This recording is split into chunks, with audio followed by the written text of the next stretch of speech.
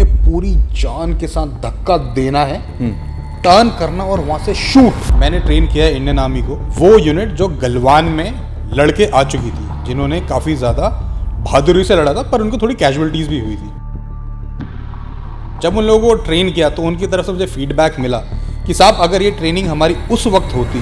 धुरंधर के हमजा जैसा भी कोई मिला आपको जिसको आपने ट्रेन किया हो? सिचुएशन ये थी कि मैं गाज़ियाबाद में था, गाज़ियाबाद वैशाली मेट्रो के नीचे, और सबको मालूम है कितना ज़्यादा टेंस्ड एरिया है, इवनिंग में क्राइम्स कितने ज़्यादा हैं। तो 3 लोग आए सस्पिशियस। बहुत सारे पेरेंट्स के दिमाग में ये सवाल होगा कि हम बच्चों को सेल्फ डिफेंस की ट्रेनिंग देंगे, बच्चा एग्रेसिव हो जाएगा, लड़ाई झगड़ा करेगा, रोज पंगे लेगा। अब आप घेरे हुए हैं, अगर आप बीच में रहे तो आप ऑब्वियसली आपको मार पड़ेगी और आपको कुछ भी फिजिकली हार्म हो सकता है। मैं एनएसजी के साथ था, स्पेशल फोर्स खुद की नकल्स या फिर फिंगर्स को डैमेज करते हैं। कोई बोलता है कि मैं जिम करता हूँ, स्ट्रॉन्ग बॉडी है, वेट लिफ्ट करता हूँ, दिखता भी स्ट्रॉन्ग हूँ, तो मुझसे कोई पंगे नहीं लेगा, मुझे सेल्फ डिफेंस की ट्रेनिंग की क्या जरूरत है? क्या आज के जमाने में सेल्फ डिफेंस रेलेवेंट है या नहीं है?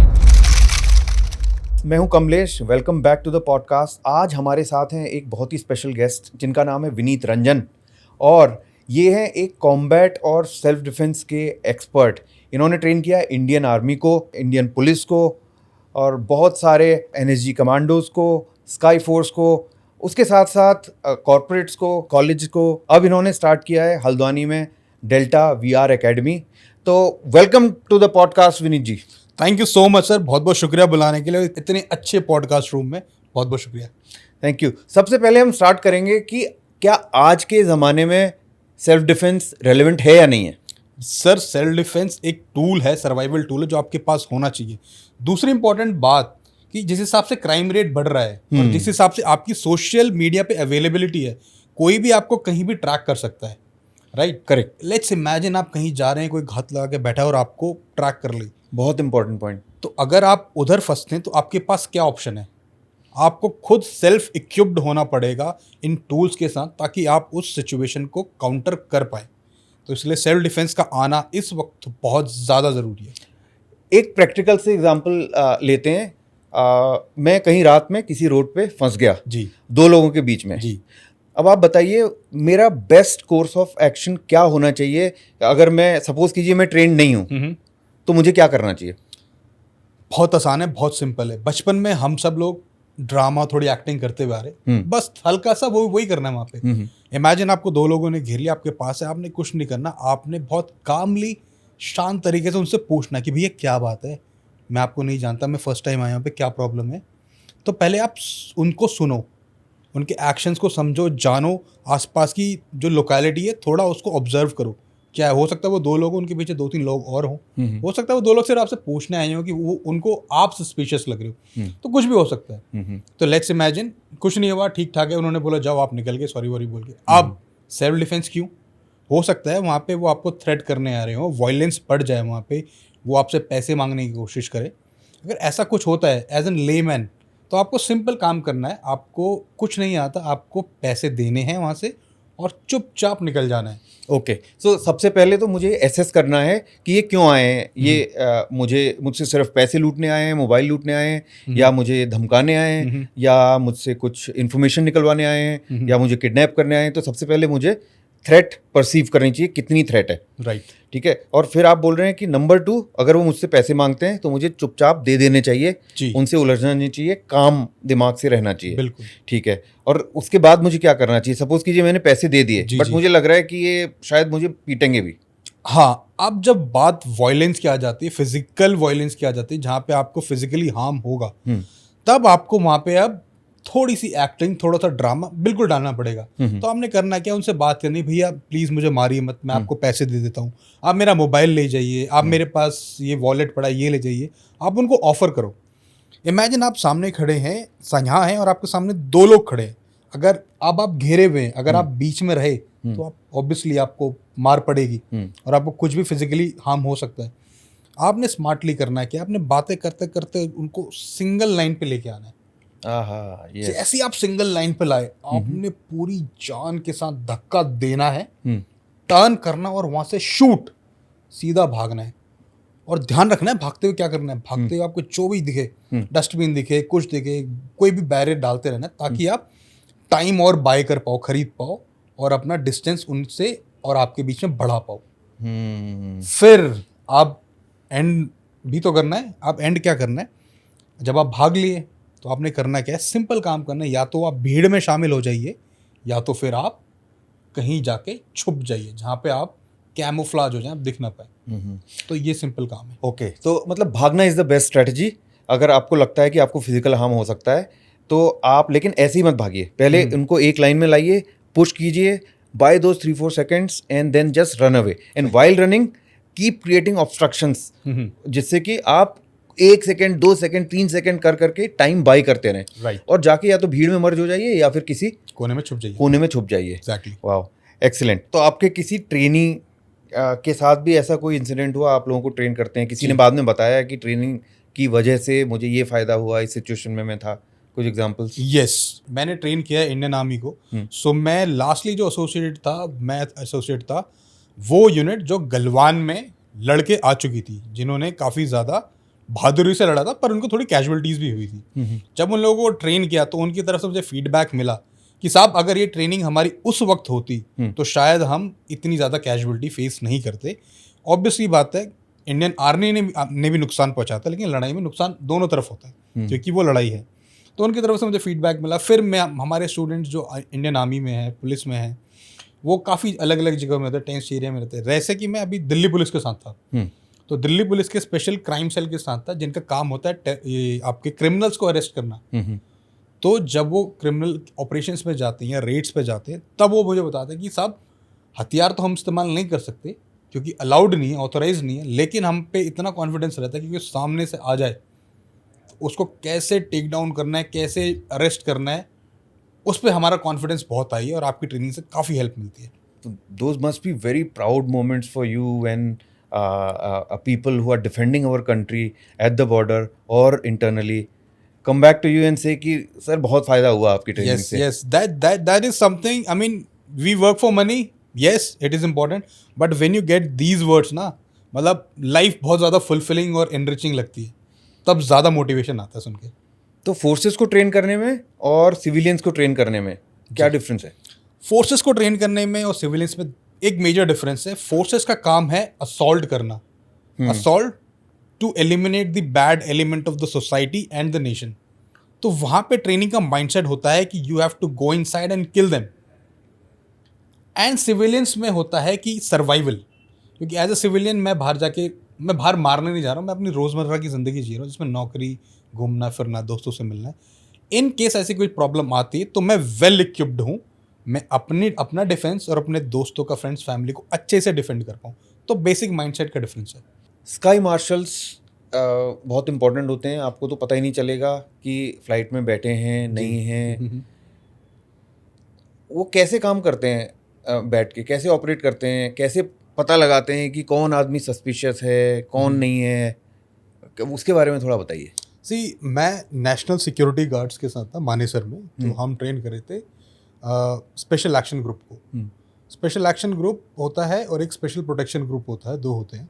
सो जो स्काई मार्शल होते हैं वो जनरली आपके एसएजी से होते हैं। तो उनका काम होता है एयरप्लेन के अंदर इंटरनेशनल फ्लाइट्स में सिक्योरिटी प्रोवाइड करना in case anything happens wrong. So इनकी ट्रेनिंग होती है, पर्टिकुलर हार्डकोर ट्रेनिंग होती है, जो कि आपकी होती है एनएसजी मानेसर के अंदर। ओके।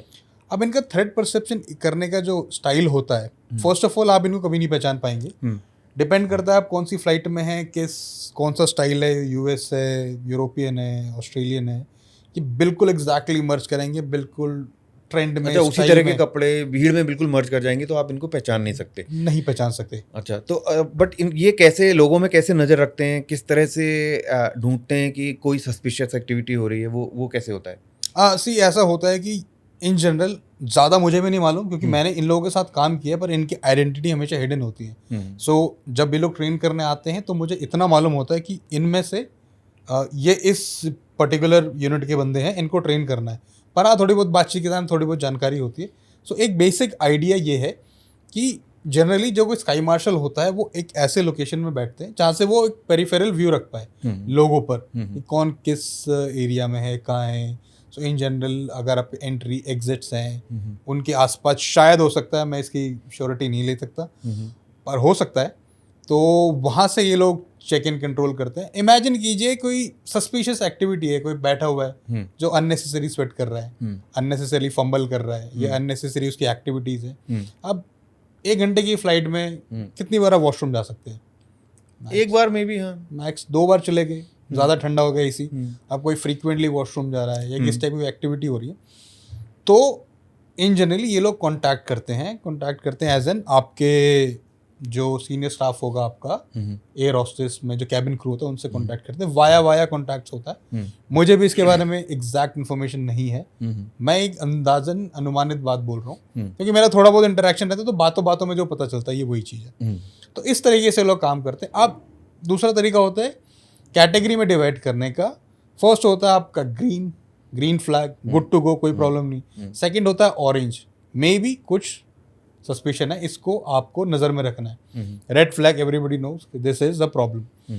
सो इन जनरल होता है पॉइंट्स दिए जाते हैं कि ये बंदा ऑरेंज फ्लैग में है, आ रहा है, इस पे थोड़ी नज़र रखनी है, या फिर फिल्टर आउट होता है। फिर धीरे करके वो इस तरीके से ये अपने यहाँ प्रोटोकॉल फॉलो करते हैं। अच्छा, लेकिन इतने कन्फाइंड स्पेस में कैसे टैकल करते हैं? अगर सपोज एक स्काई मार्शल को पता चल गया कि थ्रेट परसेप्शन है, कंफर्म हो गया, उतने कम एरिया में कैसे कर सकते हैं कॉम्बैट? हाँ, तो यहीं पे काम आती है ट्रेनिंग।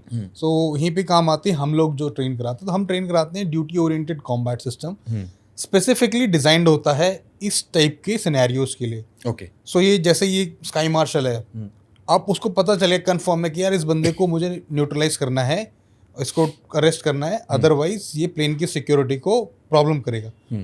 तो बहुत सारे तरीके होते हैं। आपने नेक कंट्रोल कर लिया, अगर आपके रिस्ट कंट्रोल है, आर्म लॉक्स हैं, जॉइंट लॉक्स हैं, आपको ऐसे पोजीशन में डाल देगा कि आप दर्द में भी नहीं है, पर आप जैसे ही मूव करें आपका हाथ तोड़ देगा वो।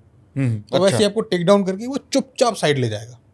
अच्छा, तो ऐसे तरीके हैं कि अगर आप नेक या कुछ ऐसे प्रेशर पॉइंट्स बॉडी पे होंगे, वीक पॉइंट्स की, जिनसे वो आपको टैकल कर लेगा। जी, जैसे कि आपका सर है, सर आपका जो नेक है वो आपके फुल बॉडी कंट्रोल करता है, तो आपका नेक ही पकड़ेगा, वो सीधा आपको ले जाएगा। फिर आपको वो उठाएगा, बैठाएगा, नचाएगा, घुमाएगा, फिराएगा, वो उसकी मर्जी के हिसाब से आप काम करेंगे। फिर धुरंधर के हमजा जैसा भी कोई मिला आपको जिसको आपने ट्रेन किया हो? बिल्कुल सर, मैं एनएसजी के साथ था, स्पेशल फोर्सेस के साथ था, एक छोटा पीरियड होता हमारा उनके साथ। सो मेरी नज़र में तो सारे ही धुरंधर हैं, धुरंधर और जावाज हैं, पर पर्टिकुलरली मुझे इतना पता होता था कि ये लोग मेरे से ट्रेन करने आ रहे हैं, पर उनके बैकग्राउंड के बारे में इन जनरल जानकारी नहीं दी जाती है। अच्छा, तो ये पता आपको नहीं चलेगा कि कोई एजेंट है, कोई नहीं है, कौन क्या करता है, वो आपको नहीं पता चलेगा? नहीं पता चल सकता। तो आपके लिए सब धुरंधर हैं? मेरे लिए सब धुरंधर है। हालांकि बातचीत करते वक्त पता चलता है उन्होंने कितने ऑपरेशंस किए हैं, क्या किया है, तो इनकी जानकारी मिलती है, लेकिन आइडेंटिटी कभी भी रिवील नहीं करती फौज। ओके, अब आते हैं लोगों के कॉमन क्वेश्चंस पे सेल्फ डिफेंस के बारे में। Yes sir. कोई बोलता है कि मैं जिम करता हूँ, स्ट्रॉन्ग बॉडी है, वेट लिफ्ट करता हूँ और दिखता भी स्ट्रांग हूँ, तो मुझसे कोई पंगे नहीं लेगा, मुझे सेल्फ डिफेंस की ट्रेनिंग की क्या ज़रूरत है? राइट, वेरी वेल सेड, और बहुत अच्छा सवाल है। इन जनरल होता है क्या कि आपने देखा होगा कि मैच होता है, मैच क्रिकेट मैच है, एक होता है प्लेयर जो डेब्यू कर रहा होता है, एक होता है प्लेयर जो एक्सपीरियंस्ड होता है। सो जो डेब्यू कर रहा होता है हो उसको फर्स्ट टाइम फीलिंग होती है, और जो एक्सपीरियंस होता है पता होता है कि भाई क्या क्या होना है, क्या क्या करना है। सेम अप्लाई होता है जब आप ऐसे सिनेरियो में जाते हैं। इमेजिन करिए आप बस में हैं, बस में हमने देखो जेब कतरे कैसे से होते, पतले से, सूखे से, एक चांटा हमारा गायब, पर होता क्या है वो सबकी जेब काट के ले जाते हैं।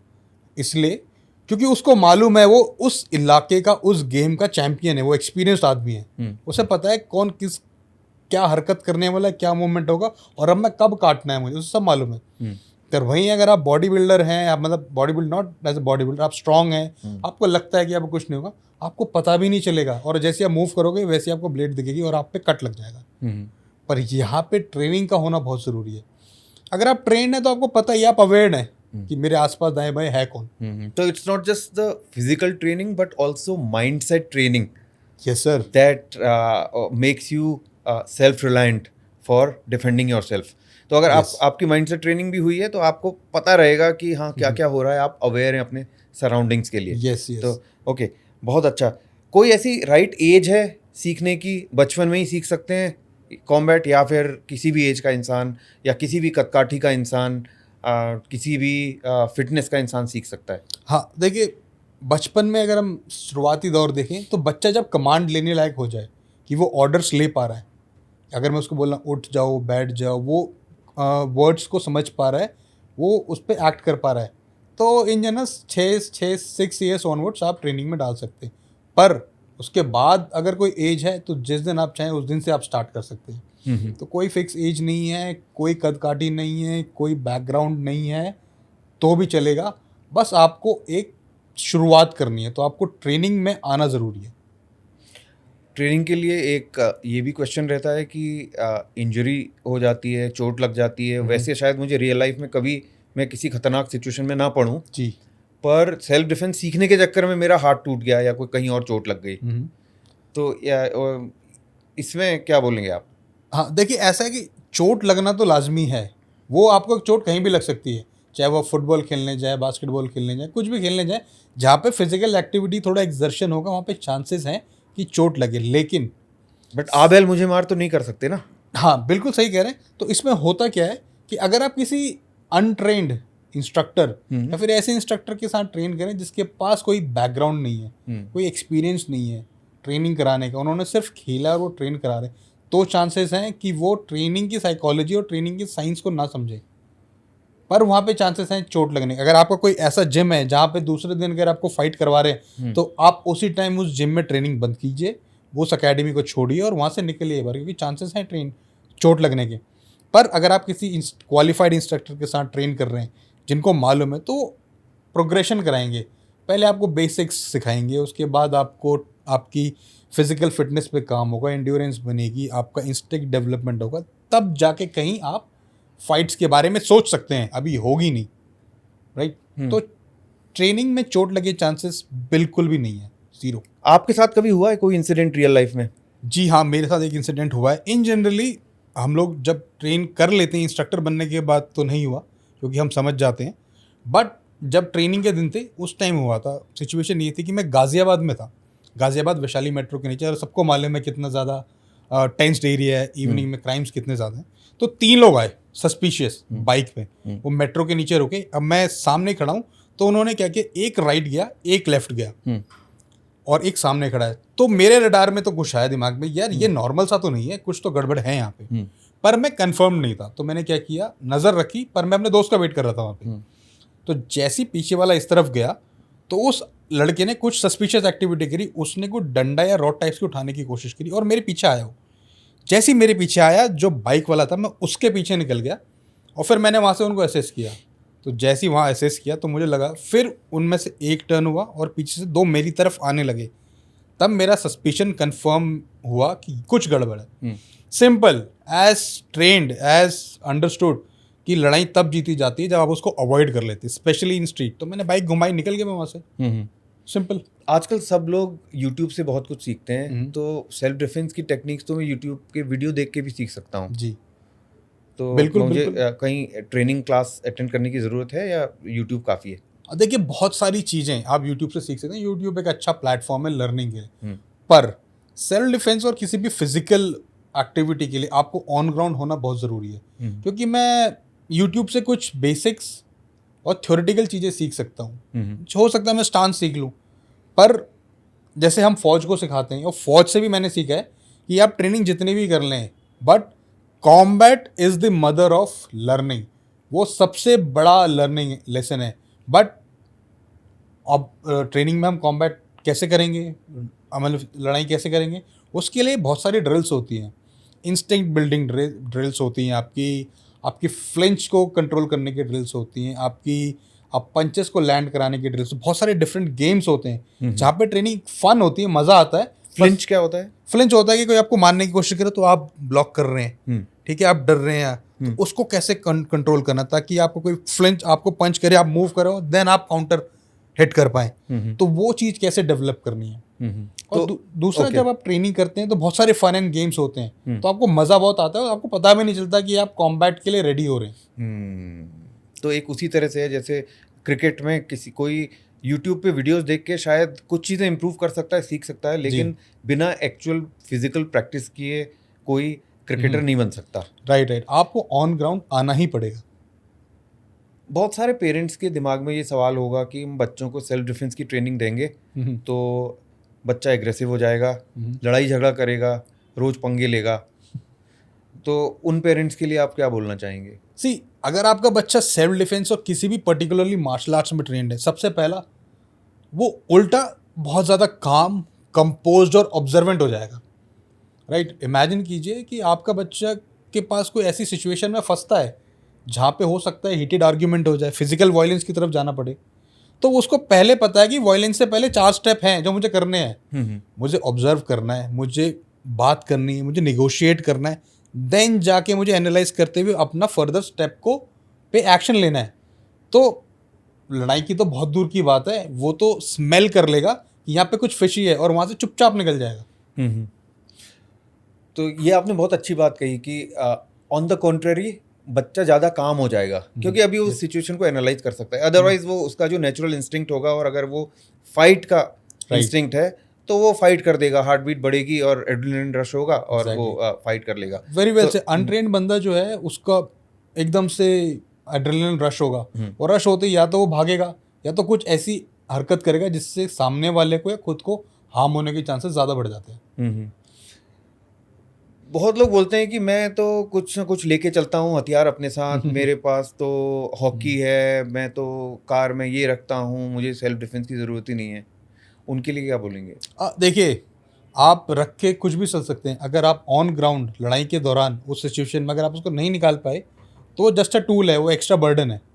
तो रादर कीपिंग, मतलब ठीक है आपको रखना है, रख सकते हैं, पर उससे बेटर होगा कि आपके पास 4 लिम्स हैं, आपके पास 2 हाथ हैं, 2 पैर हैं, 2 एल्बो हैं, 1 हेडबट है। इसको ट्रेन करना बहुत ज़रूरी है, क्योंकि और इसलिए भी ज़रूरी है क्योंकि इन केस अगर लड़ाई होती है तो मेरे सामने जो खड़ा है तो मेरे हाथ 2 सामने हैं, तो मेरे हाथ ज़्यादा तेज चलेंगे रादर कि मैं गाड़ी के अंदर जाके कुछ लाने की कोशिश करूँगा। तब तक तो वो मेरा गेम बजा देंगे अच्छे से, पीट पाट के साइड कर देंगे मेरे को। तो ऐसा कोई एवरीडे ऑब्जेक्ट है जिसको आप वेपन की तरह इस्तेमाल कर सकते हैं सेल्फ डिफेंस में? से फॉर एग्जांपल ये की रखी हो यहाँ पे, तो मैं की को पकड़ के पंच कर दूं, हाँ, तो ये is that a viable option? I mean this is a viable option but not this. इसको मैं बताता हूँ कैसे कर सकते हैं आप। ऐसे कर सकते हैं, पर इसे करने में चांसेस हैं कि आप खुद की नकल्स या फिर फिंगर्स को डैमेज करते हैं। तो rather holding it like this, आपने एक सिंपल क्या करना है, अपना हाथ खोलना है और हाथ के बीच में चाबी रखनी है इस तरीके से, और ये पकड़ना है आपने। आप चाबी कहीं नहीं जाने वाली और आप इससे स्क्रैच कर सकते हैं, पंचर, हिट, स्क्रैच, ये सब चीज़ें ओके। इजीली तो स्क्रैच करना है, स्टैब नहीं करना। राइट, क्योंकि अगर आप स्टैब करेंगे छोटे एरिया को डैमेज करेंगे, स्टैब करेंगे तो आप बड़ा एरिया कवर करेंगे और इजी टारगेट रहेगा। तो इस टाइप से आप कर सकते हैं। हाँ, तो मूवीज़ में कई तरह के कॉम्बैट सीन्स दिखाते हैं, वॉर मूवीज़ में, तो ऐसा कौन सा एक बहुत बड़ा मिथ है जो कि मूवीज़ में दिखाते हैं लेकिन सच में ऐसा है नहीं? हाँ, सी, मूवीज़ आपकी जो बनती हैं वो आई कैंडी हैं, पीपल प्लीजर्स हैं, उनको व्यूज़ चाहिए। तो लेट्स से अगर कोई फाइट सीन है तो कम से कम 30 सेकंड 1 मिनट तक चलेगा, पर असल लड़ाई जो होती है वो मैक्स टू मैक्स आपकी चली तो 1 सेकंड 2 सेकंड, इससे ज़्यादा नहीं चलती, क्योंकि इतना टाइम नहीं होता है। इमेजिन कोई ऑपरेशन चल रहा है जिसमें जवान अंदर घुस रहे हैं, तो फ्रैक्शन ऑफ अ सेकेंड अगर उसमें आपने एक्शन कार्रवाई कर ली, अदरवाइज वो गायब हो जाएगा। तो सेम आपका स्ट्रीट्स में भी होता है, 1 सेकंड 2 सेकंड 3 सेकंड, इससे ज़्यादा नहीं चलती। तो बहुत बड़ा डिफरेंस है। तो जिस तरह से मूवीज़ में डायलॉग मारने का टाइम होता है कि मैं फलानी चीज़ का बदला ले रहा हूँ, मैं तुम्हें इसलिए मार रहा हूँ, उस सब का रियल लाइफ में कोई स्कोप ही नहीं है। हाँ, नहीं, उसका रियल लाइफ में कोई स्कोप नहीं है। बहुत बढ़िया। तो विनीत जी, डेल्टा VR एकेडमी को कोई ज्वाइन करना चाहे ऑनलाइन या offline mode? So delta VR academy को ज्वाइन करने के लिए आपको डिस्क्रिप्शन में एक फॉर्म मिल जाएगा, उसको आप फिल कीजिए और हमारी टीम आपको कॉल कर लेगी। फ्रेंड्स, होप आपको आज का एपिसोड बहुत पसंद आया होगा, काफ़ी सारी चीज़ें आपने सीखी होंगी, समझी होंगी। तो लाइक कीजिए, सब्सक्राइब कीजिए और शेयर कीजिए अपने उन लोगों के साथ जो इनसे बेनिफिट होंगे। Thank you for watching.